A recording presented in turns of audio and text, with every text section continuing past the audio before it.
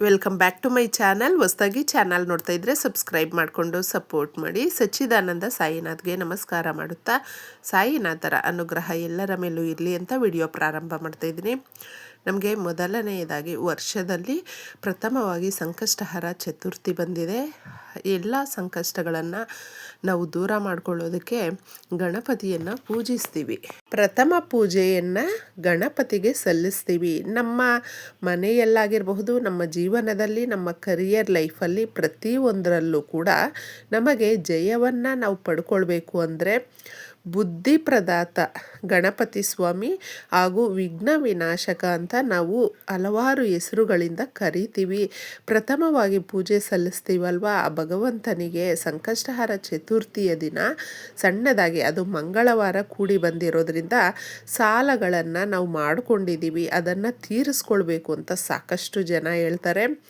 ಮುಖ್ಯವಾಗಿ ನಮ್ಮ ಮನೆಯಲ್ಲಿ ಇರುವಂಥ ಮಕ್ಕಳು, ಸ್ಕೂಲ್ಗೆ ಹೋಗುವಂಥ ಮಕ್ಕಳಾಗಿರಬಹುದು ಅಥವಾ ಕಾಲೇಜ್ಗೆ ಹೋಗುವಂಥ ಮಕ್ಕಳು, ಕೆಲಸಕ್ಕೆ ಹೋಗುವಂಥ ಮಕ್ಕಳು, ಯಾರೇ ಇರಬಹುದು ಸ್ನೇಹಿತರೆ, ಪೇರೆಂಟ್ಸ್ಗೆ ಎಷ್ಟೇ ದೊಡ್ಡವರಾದರೂ ಮಕ್ಕಳು ಅವರು ಮಕ್ಕಳಾಗೇ ಇರ್ತಾರೆ. ಅವರ ಪ್ರೀತಿ, ಆರೋಗ್ಯ ಎಲ್ಲವೂ ಕೂಡ ಮುಖ್ಯವಾಗಿರುತ್ತೆ ತಂದೆ ತಾಯಿಗೆ.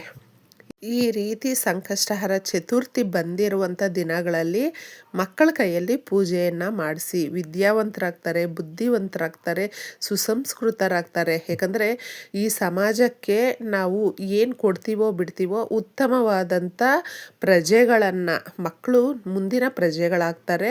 ಉತ್ತಮವಾಗಿ ಜೀವನ ನಡೆಸೋದಕ್ಕೆ ಇದು ಎಲ್ಲವೂ ಕೂಡ ಬುದ್ಧಿ ಅನ್ನುವಂಥದ್ದು ಬಹಳ ಮುಖ್ಯವಾಗಿರುತ್ತೆ. ಗಣಪತಿಯನ್ನು ಆರಾಧನೆ ಮಾಡೋದು ತುಂಬ ವಿಶೇಷವಾಗಿರುತ್ತೆ. ನಮ್ಮ ಮನೆಯಲ್ಲಿ ಪ್ರತಿಯೊಬ್ಬರಿಗೂ ಕೂಡ ಯಾವುದೋ ಒಂದು ಕೆಲಸಗಳಲ್ಲಿ ವಿಘ್ನ ಬರ್ತಾನೆ ಇದೆ ಅಂತ ಹೇಳಿದ್ರೆ ದೀಪಾರಾಧನೆ. ನಾವು ದೀಪಾರಾಧನೆ ಮಾಡ್ತೀವಿ ನಿಜ, ಆದರೆ ಗಣಪತಿಗೆ ಕೊಬ್ಬರಿ ಎಣ್ಣೆಯನ್ನು ಹಾಕಿ ದೀಪ ಹಚ್ಚೋದ್ರಿಂದ ತುಂಬಾ ಸಮಸ್ಯೆಗಳಿಂದ ನಾವು ಪಾರಾಗಬಹುದು. ದೀಪಾರಾಧನೆಗೆ ಅಷ್ಟೊಂದು ಶಕ್ತಿ ಇದೆ. ಮಂಗಳವಾರ ಅಂತ ಮೊದಲೇ ತಿಳಿಸಿದೆ. ಕೆಲವೊಂದು ಪರಿಹಾರಗಳನ್ನು ಮಂಗಳವಾರದ ದಿನ ಮಾಡಿಕೊಳ್ಳುವಂಥದ್ದು ತುಂಬ ಉತ್ತಮವಾಗಿರುತ್ತೆ. ಮನುಷ್ಯ ಅಂದ ಮೇಲೆ ಸಾಧಾರಣವಾಗಿ ಕಷ್ಟ, ನಷ್ಟ, ಸಂತೋಷ, ಸುಖ ಪ್ರತಿಯೊಂದು ಕೂಡ ಸಿಗ್ತಾ ಇರುತ್ತೆ. ಆದರೆ ನಾವು ಕಷ್ಟವನ್ನು ಜಾಸ್ತಿ ಕನ್ಸಿಡರ್ ಮಾಡ್ತೀವಿ, ಪರಿಗಣನೆಗೆ ತಗೊಳ್ತೀವಿ. ಆದ ಕಾರಣ ಕಷ್ಟವೇ ನಮಗೆ ಬೆಟ್ಟದಷ್ಟು ಕಾಣಿಸುತ್ತೆ. ಸಾಲ ತುಂಬ ಆಗಿಬಿಟ್ಟಿದೆ. ನಾವು ಆ ಸಾಲದಿಂದ ಮುಕ್ತಿ ಹೊಂದಬೇಕು ಅನ್ನುವಂಥವರು ತಪ್ಪದೇ ಈ ಪರಿಹಾರವನ್ನು ಮಾಡ್ಕೊಳ್ಳಿ, ನಂಬಿಕೆ ಇಟ್ಟು.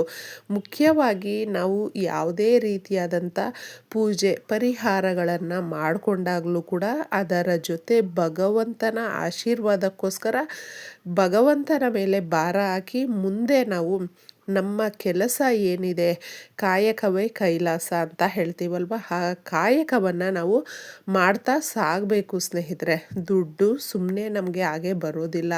ನಾವು ಪ್ರತಿನಿತ್ಯ ಕೂಡ ದುಡಿಯುವಾಗ ಆ ಸಂಬಳ ಯಾವ ರೀತಿ ಬರುತ್ತೆ, ಅದನ್ನು ನಾವು ಯಾವ ರೀತಿ ಉಳಿಸ್ಕೊಳ್ತೀವಿ, ಅದು ನಮಗೆ ಒಂದು ಐಡಿಯಾ ಕೂಡ ಇರೋದಿಲ್ಲ ಸಾಕಷ್ಟು ಜನಕ್ಕೆ. ಆದರೆ ತುಂಬ ಸಾಲ ಮಾಡ್ಕೊಂಡು ಬಿಟ್ಟಿರುವಂಥವರು ಮಾತ್ರ ಈ ಪರಿಹಾರವನ್ನು 3 ಮಂಗಳವಾರ ಮಾಡ್ಕೊಳ್ಳಿ. ಒಂದೇ ₹1 ಖರ್ಚಿಲ್ಲದೆ.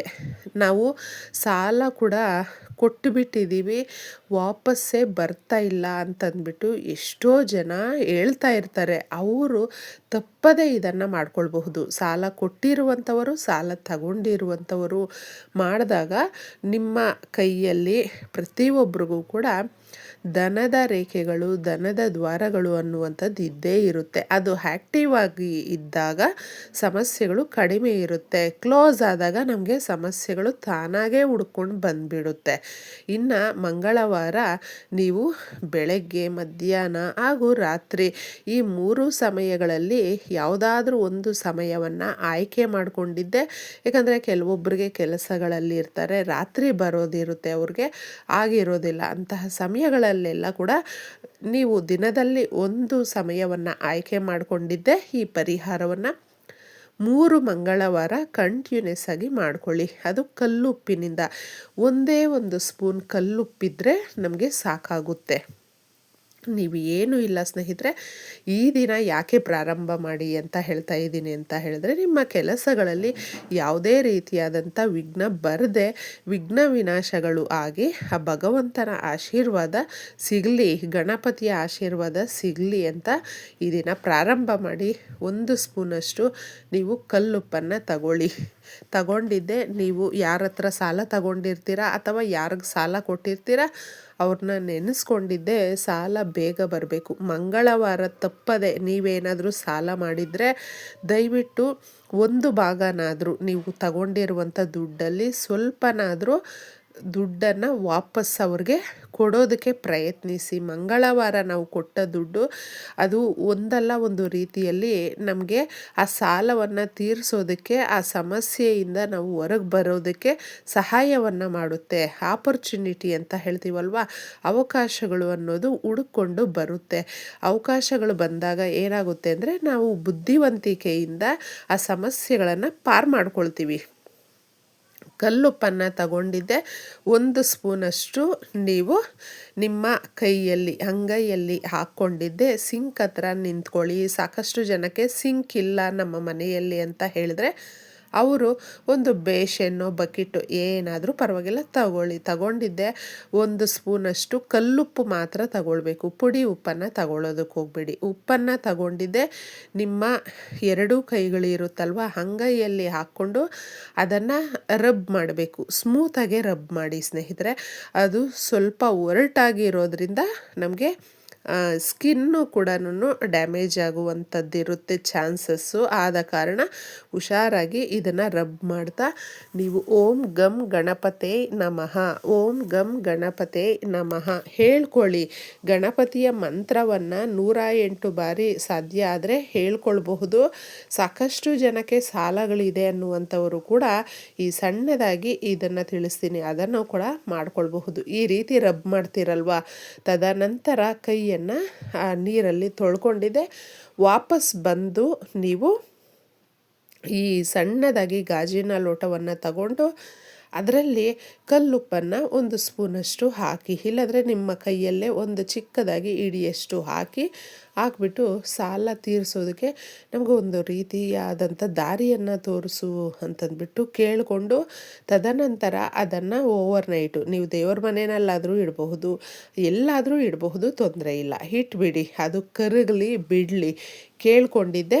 ಈ ಥರ ಪೂರ್ತಿ ನಂಬಿಕೆಯಿಂದ ಅದನ್ನು ಮಾಡಿ. ಮಾರನೆಯ ದಿನ ಅದನ್ನು ಕರಗೋಗಿದ್ರೂ ಕೂಡ ಸಂತೋಷನೇ. ಕರಗಿಲ್ಲ ಅಂತ ಹೇಳಿದ್ರೆ ಮತ್ತೆ ನೀವು ಸಮಸ್ಯೆಗಳು ಸ್ವಲ್ಪ ತಡವಾಗಿ ಹೋಗ್ತಾ ಇದೆ ಅಂತ ಅರ್ಥ ಮಾಡ್ಕೊಂಡಿದ್ದೆ ಇದನ್ನು ಮಾಡ್ಕೊಳ್ಳಿ. ಈ ರೀತಿ 3 ಮಂಗಳವಾರಗಳು ಮಾಡ್ಕೊಳ್ಬೇಕು.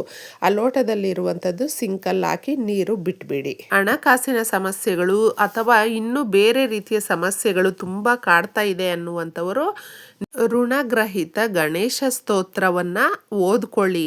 ಸಂಕಷ್ಟಹಾರ ಚತುರ್ಥಿಯ ದಿನ ತುಂಬ ಒಳ್ಳೆಯದಾಗುತ್ತೆ. ಹೊರಗಡೆ ಬರ್ತೀರಾ.